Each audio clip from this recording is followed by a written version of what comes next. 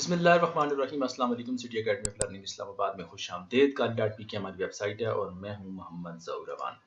आज हम अपने टूल बार में मौजूद यहाँ पर ये टूल मौजूद है जिसके अंदर मौजूद है टूल डाज टूल है, बर्न टूल है और स्पंज टूल। इनके बारे में हम पढ़ेंगे।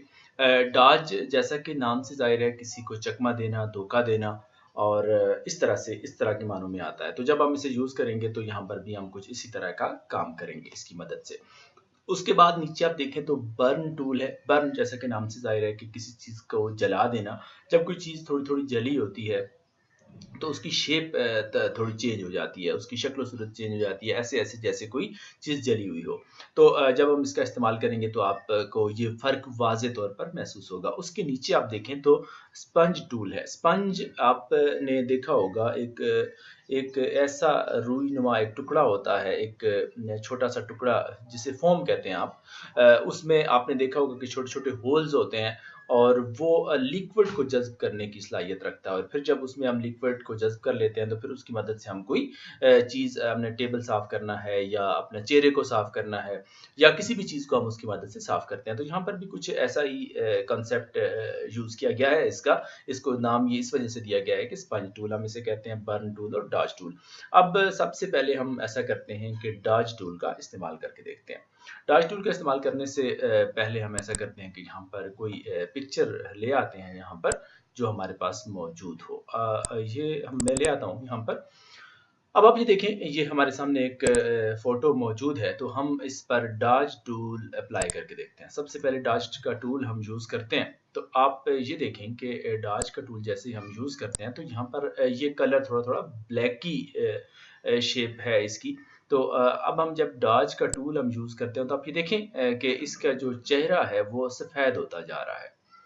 यानी कि इसको हम इसलिए भी यूज़ करते हैं कि जैसे अगर किसी की तस्वीर को हमने अगर उसका कलर सांवला है तो हमने सफ़ेद कलर करके दिखाना है तो आप किसी को जैसे धोखा दे रहे हैं तो उस तरह से आप इस कलर को सफ़ेद करके दिखा सकते हैं। देखिए ये सांवला कलर था इसका इस खातून का तो इसको हमने जब इस पर डाज टूल का इस्तेमाल किया तो ये बिल्कुल अब गोरी लग रही है।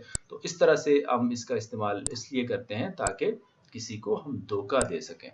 तो ये टूल आपने इस्तेमाल करके देखा तो अब यहाँ पर देखें कि इसके जब यहाँ पर आप यूज़ करते हैं तो इसमें कुछ आपको ज़्यादा वो शोखी नज़र आती है। यानी कि ये वो कलर है जो किसी के चेहरे को सफ़ेद-सफ़ेद करने के लिए यूज़ होता है। तो आपने इसका इस्तेमाल करके देखा कि इसे इस तरह इस्तेमाल करते हैं। तो जब आप टेक्निकल तरीके से इसका इस्तेमाल करेंगे तो आप इंतहाई खूबसूरत अंदाज में कर लेंगे। उसके बाद आप नीचे देखें तो बर्न टूल है। बर्न टूल का जब हम इस्तेमाल करते हैं तो मैंने आपको पहले बताया था कि ये ऐसे हो जाता है जैसे कोई चीज़ जली हुई हो या आग के सामने रखें तो उसकी जो थोड़ा-थोड़ा दूर-दूर से जो जला हुआ होता है उस तरह की शेप हो जाती है। अब देखें जैसे ही मैंने बर्न टूल का इस्तेमाल किया तो इसका चेहरा अब उस तरह से ब्लैक होता हुआ जा रहा है जैसे कि कहीं खुदा न खास्ता इसको जलने का सामना करना पड़ा है।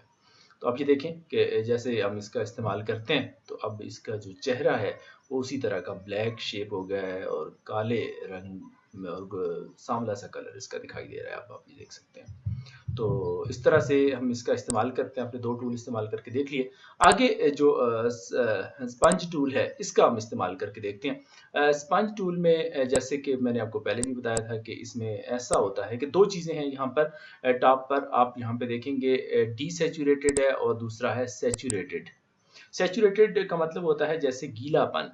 अब फ़र्ज़ करें कि जब हम ये चीज़ हमारे पास एक जो जैसे मैंने आपको बताया था कि फ़ोम नुमा एक चीज़ है, जिसको जब हम गीला करके इस्तेमाल करेंगे तो उस वक़्त क्या इफ़ेक्ट देगा और अगर उसका गीलापन ख़त्म करके इस्तेमाल करेंगे तो फिर उसने क्या इफ़ेक्ट देना है। अब फ़र्ज़ करें सैचुरेटेड है मतलब ये है कि ये गीला है इस वक़्त, तो अब हम इसको यूज़ करते हैं। आप ये देखें कि जब हम इसका इस्तेमाल करते हैं तो अब इसका चेहरा वो गीलेपन की वज़ह से वो इसने इस शक्ल का कर दिया है। अभी देखते चले जाएँ कि जैसे-जैसे आप मूव करते जा रहे हैं, तो उसका जो शक्ल सूरत है वो उस तरह से हो रही है जैसे कि हमने उसके साथ पानी लगाया और फिर इसके चेहरे पर मला तो इसका जो मेकअप है वो सारा ख़राब हुआ आपको दिखाई दे रहा है। तो इस तरह से आपने इसको सैचुरेटेड कर दिया। अब हम अनसैचुरेटेड करते हैं या डीसैचुरेट इसको करते हैं। डीसैचुरेट किया आपने, तो आपने देखा कि जैसे ही आपने इसको डीसैचुरेट किया तो ये इसका वो अपनी पहली पोजीशन में ये वापस आ रही है कि जैसे कि आपने इसके पानी में डिप नहीं किया हुआ और आप इसका इस्तेमाल कर रहे हैं।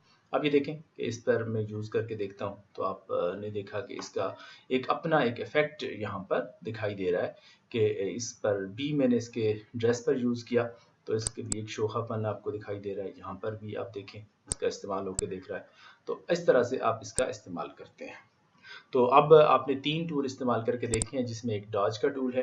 डॉज का टूल बहुत इंपॉर्टेंट है कि जिसमें आप किसी का सांवला कलर जो है वो गोरा कर देते हैं।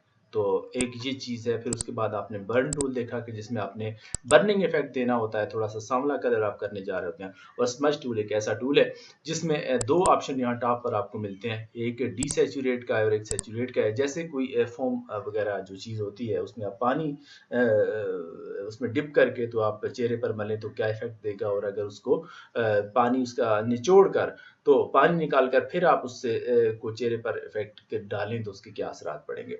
तो ये 3 टूल आपके इस तरह कवर हुए। नेक्स्ट हम अगले जो हमारा ग्रुप है राइटिंग का, इसकी तरफ हम मूव करेंगे और उम्मीद है कि आपको ये लेसन अच्छी तरह समझ आ गया होगा। आप इसकी बहुत ज़्यादा प्रैक्टिस करें ताकि आपको बहुत सारी नई चीज़ें जो मैंने यहाँ पे कवर नहीं की, आपको नहीं बताई, वो भी आपको खुद ब खुद उनकी चीज़ों के इस्तेमाल से आ जाएंगी। तो नेक्स्ट वीडियो तक या नेक्स्ट लेसन तक अल्लाह निगहबान।